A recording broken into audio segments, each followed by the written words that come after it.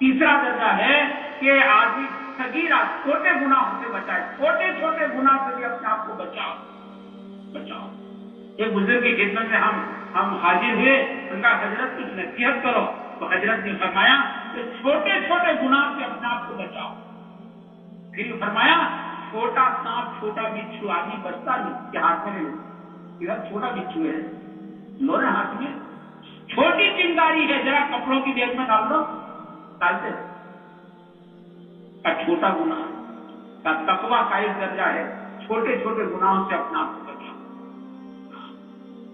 اور پھر اعلیٰ درجہ تقوی کا ہے کہ اپنے دل کو جو ہے نا سارے غیر اللہ سے خالی کرو، اس میں اللہ ہی اللہ، ہر تمنا دل سے رخصت ہو گئی، اب تو آجا اب تو خلوت ہو گئی، بس دل غیر اللہ سے خالی ہو گیا، اس میں اللہ ہی اللہ، ایک تقوی کا اعلیٰ درجہ۔ تو یہ رمضان کا مہینہ دل بنانے کا مہینہ، اپنے آپ کو بچاؤ۔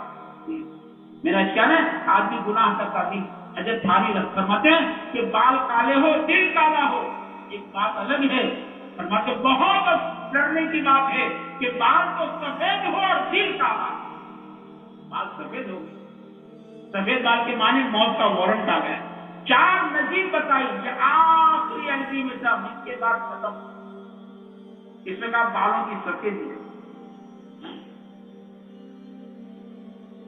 بالوں میں سفیدی کا آ جانا، آنکھوں میں اینک کا آ جانا، آنکھوں کی روشنی کمزور ہوگی، جوڑوں میں درد کا آنا، اور آدمی کا نانا بن جانا یا تو دادا بن جانا، ختم، بالوں میں سفیدی، آنکھوں میں اینک، جوڑوں میں درد، یا تو آدمی کا نانا بن جانا یا تو دادا بن جانا، ختم، نظیر ہے آخری۔ تو حضرت فرماتے مولانا قاری رحمۃ اللہ علیہ کہ تعجب اس پر ہے کہ بال سفید ہے اور دل کالا، بال تو سفید ہو گئے اور دل کالا ہوتا ہے۔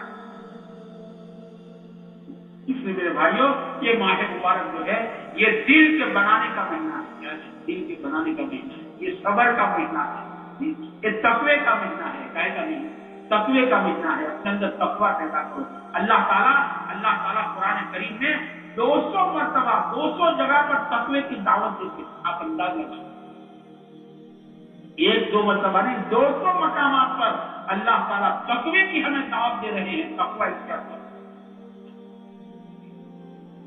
200 مرتبہ۔ کوئی باپ کسی بیٹے کو کسی کام کے لیے 200 مرتبہ کہے پھر بھی بیٹا نہ کرے تو بیٹا کیسا، پھر باپ کی ناراضگی کیسی؟ تو 200 مرتبہ اللہ کا قرآن کریم میں کہے تقوی اختیار کرو، تقوی اختیار کرو، جنت متقیوں کے لیے ہے، ہدایت متقیوں، 200 مرتبہ۔ معلوم ہوا اللہ تعالیٰ اپنے بندے کو متقی دیکھنا چاہتے ہیں، میرا بندہ متقی، میرا بندہ متقی، یہ تو رمضان کا مہینہ اللہ پاک نے دیا، ہم رمضان کے بعد کی زندگی بھی متقی بن کر گزارے، تقوی والے بن کر گزارے، ڈرتے ڈرتے اللہ سے ڈرتے ڈرتے گزارنا۔ ڈرنا جو ہے نا وہ آدم علیہ السلام کا راستہ ہے، ڈرنا آدم علیہ السلام کا راستہ، ضربنا انفسنا، ڈرنا جو ہے آدم علیہ السلام کا راستہ ہے۔ نیڈر بننا، نیڈر، بے دھڑک، بندہ، بے دھڑک، نیڈر، ہم کو کون پوچھنے والا، ہم کو کون روکنے والا، ہم کو کون ٹوکنے والا۔ نیڈر کا نیڈر بننا شیطان کا راستہ ہے بیٹا، شیطان نیڈر تھا، فرشتے کام رہے تھے جب ملکوت کی دنیا میں اعلان ہوا تھا کوئی رات بارگاہ ہونے والا ہے، لعنت کا توق اس کے گلے میں پڑنے والا ہے، بڑے بڑے فرشتے کام رہے تھے، ایک ابلیس جیسا تھا جو نیڈر تھا، اور آگے بارگاہ یہی ہوا ہے، لعنت کا توق اس طرح ہے۔ تو نیڈر کا نیڈر بننا تو شیطان کا راستہ، آدمی نیڈر بن جائے، کرنا آدم علیہ السلام کا راستہ ہے ڈرنا، تو آدم علیہ السلام کا راستہ اللہ سے ملا دے گا، اور شیطان کا راستہ اللہ سے دور کر دے گا، اللہ سے دور کرتا۔ تو اللہ پاک نے ماہ مبارک کیا کہ ہم بعد میں بھی ڈرتے ڈرتے زندگی، اللہ سے ڈرنا، اسے تقوی کے معنی لیے ہے، 2 معنی لیے، ڈرنا اور بچنا، دو معنی۔ اللہ کا ایسا ڈر کہ جو گناہوں سے بچا، ڈرنا اور بچنا۔ تقوی کا ایک معنی لیا ہے تنہائی میں اپنے آپ کو گناہوں سے بچانا۔ مجمع میں تو بہت آسان ہے، صوفی صاحب ہے نہ، تنہائی میں کوئی نہیں دیکھتا ہے، تنہائی کے اندر اپنے آپ کو گناہوں سے بچانا۔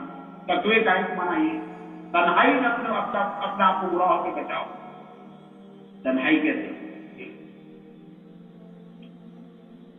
تقوی کے ایک معنی یہ ہے ہمارے مزاج کو شرعی مزاج بنانا۔ شرعی مزاج کی قسمیں ہیں، ایک ہے شیطانی مزاج، شیطانی مزاج اچھا کرنا نہیں، کرنے دینا نہیں۔